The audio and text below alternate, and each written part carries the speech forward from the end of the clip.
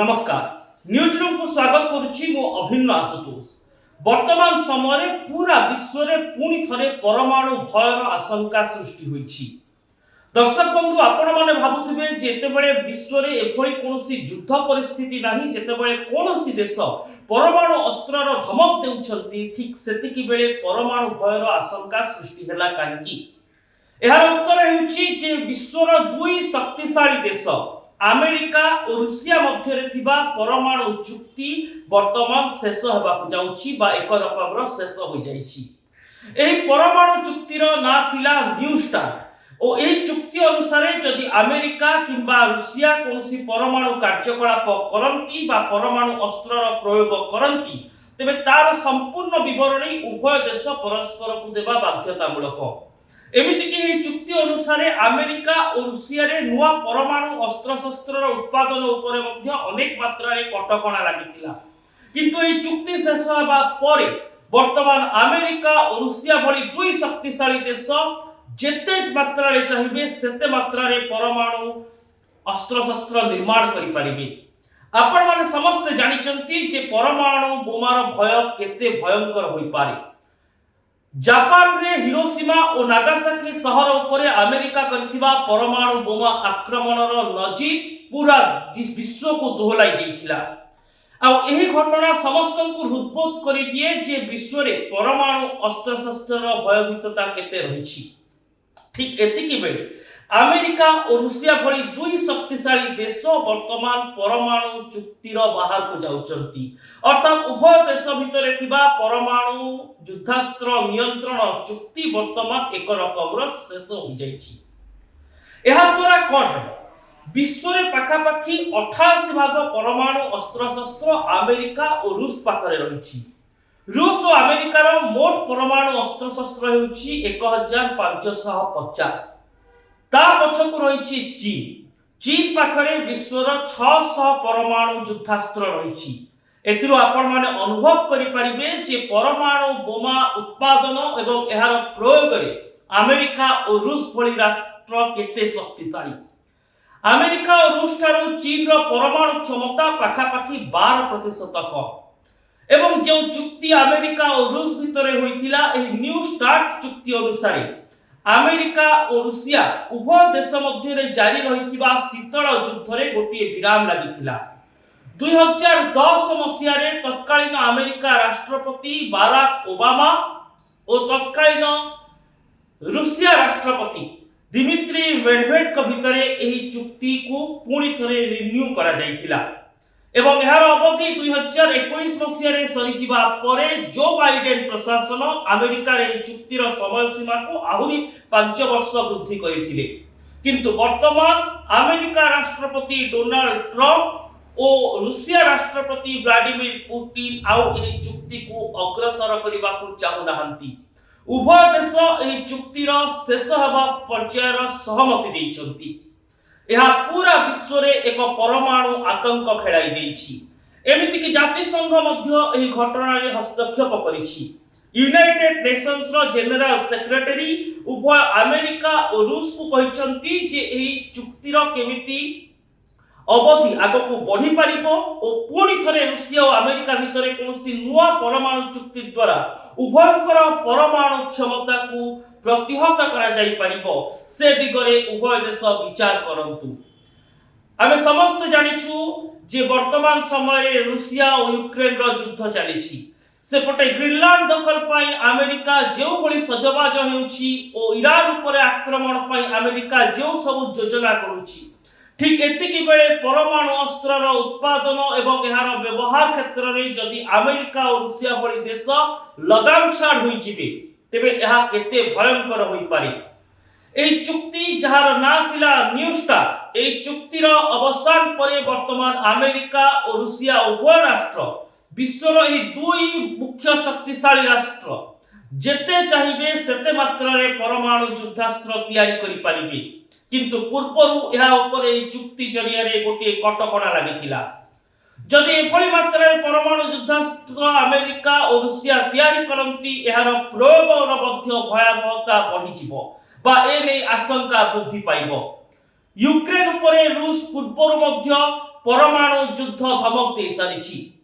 America वर्तमान Greenland को जितेबाला दखल कर स्वप्न देखुची एवं एथिपाई कल बल कौशल सबकि विनियोग कर देइछि।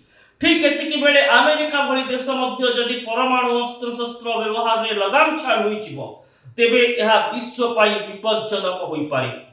एही दुई देश मध्य चुक्तिर समय सीमा सरी जिबा परे यह केवल वर्तमान दुई देश पाई अनेक आशंका और युद्ध संभावना और परमाणु अस्त्रर प्रयोग संपर्कित आशंका वृद्धि करू नाही, बरं पूरा विश्व समुदाय यह द्वारा प्रभावित होई पारे। जदि अमेरिका और रूस परि विश्वर दुई सर्वबृहत शक्तिशाली देश कौनसी प्रकार कटकणा न थाई परमाणु युद्धास्त्र उत्पादन करि चलिबे तेबे कोन हेबो पूरा विश्वर भविष्यत। केतेबेले कौनसी देश मध्य परमाणु आक्रमण परस्पर उपरे करि पारंती बा अन्य कौनसी देश उपरे करि पारंती। यह द्वारा एनपीटी संपर्कित चुक्ति बा परमाणु अपसार चुक्ति जहाँ रही विश्व रे ताहा मध्य प्रभावित हेबो। न्यू स्टार्ट चुक्ति को बाद देले पूरा विश्व रे आउ एक गुरुत्वपूर्ण परमाणु चुक्ति हेउची परमाणु अपसार चुक्ति। एही चुक्तिर ना हेउची एनपीटी। यह अधीन रे दुईटी भाग रे विश्वर देश गुडी को विभक्त करा जाईछि। परमाणु शक्ति रखिथिबा देश एवं परमाणु शक्ति रखि नथिबा देश। एनपीटी अनुसार परमाणु शक्ति रखिथिबा देश आ नुआ परमाणु अस्त्र शस्त्रर सृष्टि को गुरुत्व देबे नाही। या सहित परमाणु अस्त्रर क्षमता केमिति कम करि हेबो से नै कार्य करिवे। अपर पक्षरे परमाणु युद्धास्त्र रखि नथिबा देश मध्य समान ढंगरे परमाणु शक्ति हासिल करिबा पई कार्य करिवे नाही। जदि रूसिया और अमेरिका मध्य रे एही न्यू स्टार्ट न्यूक्लियर चुक्तिर शेष हो जाउछि तेबे यह एनपीटी को मध्य प्रभावित करिबार आशंका रखिचंती विश्व समुदाय नेता। यह द्वारा न्यूक्लियर शक्ति बा परमाणु युद्धास्त्र रखि नथिबा देश गुडिक मध्य परमाणु अस्त्र शस्त्र तैयारी करिबा दिगरे आग्रह प्रकाश करिवे। काहे कि ना अमेरिका और रूस भली देश जो मानक नेतृत्व रे एनपीटी होइथिला जो माने विश्व रे परमाणु शक्तिर क्षमता ह्रास करिबा और परमाणु शक्ति रखि नथिबा देश गुडिकु परमाणु कार्यकलाप दूरे रखिबा पाई प्रतिश्रुतिबद्ध थिले सही दुई देश तो निरंकुश भावरे वर्तमान परमाणु युद्धास्त्र तैयारी करिबार क्षमता पाई जिबे।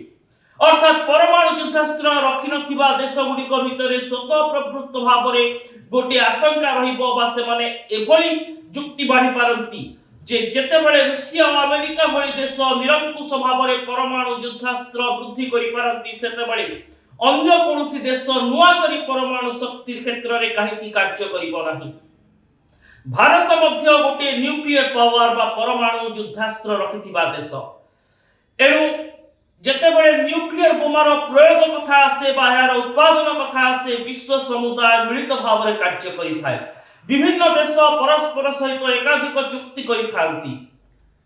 2010 मसिया रे अमेरिका और रूसिया भितरे जो न्यूक्लियर चुक्ति होइथिला सेही चुक्तिर मूल उद्देश्य थिला अमेरिका और रूसिया भितरे थिबा शीतल युद्ध परिस्थिति को नियंत्रण को आनिबा, परमाणु युद्धास्त्रर व्यवहार को संकुचित करिदेबा। किंतु वर्तमान एही चुक्ति सरी जिबा परे उभय देश कोनोसी मध्य परमाणु कार्यकलाप बिना कोनोसी द्वंद्व रे करि परिबे। कोनोसी अंतर्जातीय चाप उभय देश उपरे रहिबो नाही। किंतु यूनाइटेड नेशन र मत हेउछि जे बिना अंतर्जातीय चाप रे परमाणु युद्धास्त्र संपर्कित कार्य करिबा विश्व पई शुभंकर नुहे। सेपट अमेरिका राष्ट्रपति डोनाल्ड ट्रम्प कहिसंती जे तांको देश चाहू नाही परमाणु युद्धास्त्रर उत्पादन एवं एहार प्रयोग क्षेत्र रे कोनोसी अंतर्जातिक चाप रहू। एणु डोनाल्ड ट्रम्प रे भली अभिमुख्य परे परमाणु युद्धर भय बढ़िबा स्वाभाविक। सेपटे रूसिया मध्य यूक्रेन युद्ध परिस्थिति रे गत वर्ष ही गोटे मिसाइल को परीक्षण करिथिला। अमेरिका एने सहमति प्रकाश करिथिला। एन जेतेबेले ठीक गोटे वर्ष तले रूसिया गोटे परमाणु मिसाइल रो परीक्षण करूछि एवं एहार प्रयोग को परखुछि। अमेरिका भली देश जेतेबेले ग्रीनलैंड दखल पई चिंता करूछंती। यूक्रेन रूस भितरे रूस जेतेबेले न्यूक्लियर धमक पूर्व यूक्रेन को देई सारिछि ଯେତେବେଳେ ଇରାନ ଉପରେ ଯୁଦ୍ଧର ଘନ ଛାୟା ଖେଳି ଯାଇଛି, ଠିକ୍ ସେତିକି ବେଳେ ଆମେରିକା ଓ ରୁଷିଆ ଭଳି ଦୁଇ ଦେଶ ପରମାଣୁ ଚୁକ୍ତି କଟକଣାରୁ ଓହରି ଯିବା ନିଶ୍ଚିତ ଭାବରେ ଏକ ଚିନ୍ତାଜନକ ବିଷୟ। ବର୍ତ୍ତମାନ ସମୟରେ ବିଶ୍ୱ ସମୁଦାୟ ବିଶେଷ ଭାବରେ ୟୁରୋପୀୟ ଦେଶମାନେ ମଧ୍ୟ ଦାବି କରୁଛନ୍ତି ଯେ ଆମେରିକା ଓ ରୁଷିଆ ମଧ୍ୟରେ କୌଣସି ନୂଆ ପରମାଣୁ ଚୁକ୍ତି ହେଉ, ଯାହା ଦ୍ୱାରା ପରମାଣୁ ଯୁଦ୍ଧାସ୍ତ୍ରର ଉତ୍ପାଦନ ଏବଂ ପ୍ରୟୋଗ ଉପରେ କଟକଣା ରହିବ। ଭାରତ ମଧ୍ୟ ଅନେକ ଇଣ୍ଟରନ୍ୟାସନାଲ ଟ୍ରିଟି ବା ଚୁକ୍ତି ଦେଇ ଗତି କରୁଛି, ଯେତେବେଳେ ଭାରତ ମଧ୍ୟ ପରମାଣୁ ଅସ୍ତ୍ରର ପ୍ରୟୋଗ ଓ ଏହାର ଉତ୍ପାଦନ କ୍ଷେତ୍ରରେ ଅନେକ ମାତ୍ରାରେ କଟକଣାର ସାମ୍ନା କରୁଛି। କେବଳ ଭାରତ ଭଳି ଦେଶ ନୁହେଁ, ପୁରା ବିଶ୍ୱର ଅନେକ ଦେଶ ଅନେକ ପରମାଣୁ କଟକଣା ଦେଇ ଗତି କରୁଛନ୍ତି, କାହିଁକି ନା ନିରଙ୍କୁଶ ପରମାଣୁ କ୍ଷମତା ବିଶ୍ୱକୁ ସର୍ବନାଶ ଆଡ଼କୁ ଟାଣି ନେଇପାରେ। ଏଣୁ ଯେତେବେଳେ ନ୍ୟୁ ଟ୍ରିଟିର ସମୟ ସୀମା ସରି ଯାଉଛି, ଆମେରିକା ଓ ରୁଷ ଭଳି ଦେଶ ନିରଙ୍କୁଶ ଭାବରେ ପରମାଣୁ ଯୁଦ୍ଧାସ୍ତ୍ରର ଉତ୍ପାଦନ, ବ୍ୟବହାର ଓ ଏହାର ପ୍ରୟୋଗ କ୍ଷେତ୍ରରେ କୌଣସି ପ୍ରକାର କଟକଣାକୁ ସାମ୍ନା କରିବାକୁ ଯାଉନାହାନ୍ତି, ଠିକ୍ ସେତିକି ବେଳେ ଚିନ୍ତା ବଢୁଛି ଯେ ବିଶ୍ୱରେ ଯେତେ ଅଧିକ ପରିମାଣରେ ପରମାଣୁ ଅସ୍ତ୍ରଶସ୍ତ୍ରର ଉତ୍ପାଦନ ହେବ, ଏହାର ପ୍ରୟୋଗ ଆଶଙ୍କା, ଏହାର ବ୍ୟବହାର ଆଶଙ୍କା ସେତେ ମାତ୍ରାରେ ବଢିଯିବନି ତ?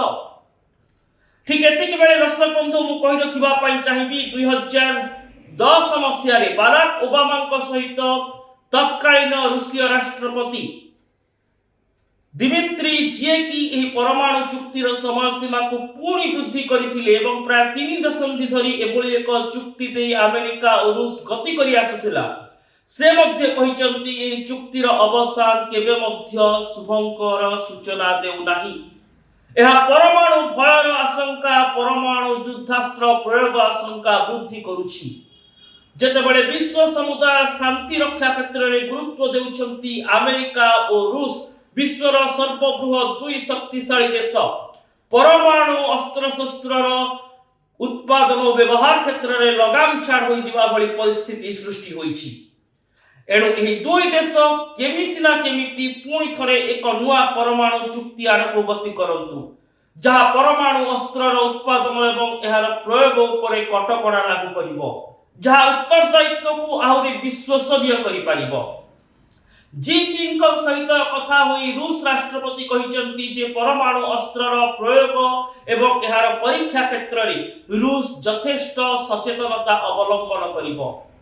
ଆମେରିକାର କହିବା କଥା ହେଉଛି, ଯେତେବେଳେ ନର୍ଥ ଆମେରିକା ପ୍ରତି ରୁଷରୁ ବିପଦ ଭଳି ପରିସ୍ଥିତି ସୃଷ୍ଟି ହେଲା, ସେହି ସମୟରେ ଆନ୍ତର୍ଜାତୀୟ ଯୁଦ୍ଧ ବିରତି ଚାପ ବା ଯୁଦ୍ଧାସ୍ତ୍ର କଟକଣା ଆମେରିକା ଉପରେ ନ ରହୁ। ଏଣୁ ଆପଣମାନେ ସହଜରେ ଅନୁଭବ କରିପାରୁଥିବେ ଏହି ଚୁକ୍ତିକୁ କାହିଁକି ଏତେ ଗୁରୁତ୍ୱ ଦିଆଯାଉଛି। ଏହି ଚୁକ୍ତିର ଅବସାନ ସହିତ କେମିତି ପୁରା ବିଶ୍ୱ ଏକ ପରମାଣୁ ଭୟର ଆଶଙ୍କା ଭିତରେ ଗତି କରୁଛି। ଏହି କ୍ଷେତ୍ରରେ ଆଶା କରିବା ଯେ ଏହି ପରମାଣୁ ଚୁକ୍ତି ସମ୍ପର୍କିତ କଟକଣା କେମିତି ଆଗକୁ ରୁଷ ଓ ଆମେରିକା ଭଳି ଦେଶରେ ବଜାୟ ରହିବ, ସେ ସମ୍ପର୍କରେ ବିଶ୍ୱ ସମୁଦାୟ ଅଧିକ ତତ୍ପର ହେବେ। ଜାତିସଂଘରେ ଏନେଇ କୌଣସି ଏକ ନିଷ୍ପତ୍ତି ପାରିତ କରାଯାଉ। ଆମେରିକା ଓ ରୁଷ ସହିତ ବିଶ୍ୱର ଅନ୍ୟାନ୍ୟ ପରମାଣୁ ଶକ୍ତି ବହନ କରୁଥିବା ରାଷ୍ଟ୍ର ଆଲୋଚନା କରନ୍ତୁ। ପରସ୍ପରର ଶତ୍ରୁ ହେଲେ ବିଶ୍ୱ ବିଭୀଷିକା ଆଡ଼କୁ ଚାଲିଯିବ, କିନ୍ତୁ ପରମାଣୁ ଅସ୍ତ୍ରକୁ ନିୟନ୍ତ୍ରିତ ଭାବରେ କଟକଣା ସହିତ ଯୁଦ୍ଧାଗାରରେ ରଖିଲେ ବା ଅସ୍ତ୍ରଶସ୍ତ୍ରାଗାରରେ ରଖିଲେ ଏହା କେବଳ ପୃଥିବୀ ପାଇଁ, ବିଶ୍ୱ ପାଇଁ ଗୋଟିଏ ଶକ୍ତିଶାଳୀ ପ୍ରୟୋଗ ହେବ ନାହିଁ, ବରଂ ଏକ ଶାନ୍ତିପ୍ରିୟ ଚେଷ୍ଟା ମଧ୍ୟ ହେବ। ଅର୍ଥାତ୍ ପରମାଣୁ ଶକ୍ତି ଯେଉଁ ଦେଶ ପାଖରେ ରହିଛି ତାହା ବଜାୟ ରହିବ, କିନ୍ତୁ ଏହାର ବିନିଯୋଗ ଓ ପ୍ରୟୋଗ କ୍ଷେତ୍ରରେ କଟକଣା ଶାନ୍ତି ଦିଗରେ ଅଧିକ ସହାୟକ ହେବ। ତେବେ ଆଗକୁ ରୁଷ ଓ ଆମେରିକା ଭିତରେ କୌଣସି ନୂଆ ଚୁକ୍ତି ହେଉଛି କି ତାକୁ ଅପେକ୍ଷା ରହିବ। ଏହା ସହିତ ପରମାଣୁ ଅସ୍ତ୍ର ସମ୍ପର୍କିତ ଯେଉଁ କଟକଣା ରହିଛି ତାହା କେମିତି ଏହି ଦୁଇ ଦେଶ ଉପରେ ଅଧିକ ମାତ୍ରାରେ ଲାଗୁ ହୋଇପାରିବ, ସେ ନେଇ ମଧ୍ୟ ବିଶ୍ୱ ସମୁଦାୟ ଚିନ୍ତା କରିବାର ଆବଶ୍ୟକତା ଅଛି। ଏଭଳି ରିପୋର୍ଟ ଦେଖିବା ପାଇଁ ନ୍ୟୁଜ ରୁମ୍ର ଆମର ସୋସିଆଲ ମିଡିଆ ସାଇଟ୍ ୟୁଟ୍ୟୁବ ଓ ଫେସବୁକରେ ଆମ ଭିଡ଼ିଓକୁ ଲାଇକ୍ କରନ୍ତୁ, ଚ୍ୟାନେଲକୁ ସବସ୍କ୍ରାଇବ କରନ୍ତୁ ଓ କମେଣ୍ଟ ବକ୍ସରେ ନିଜର ମତାମତ ନିଶ୍ଚିତ ଭାବରେ ଲେଖନ୍ତୁ। ରହୁଛି, ନମସ୍କାର।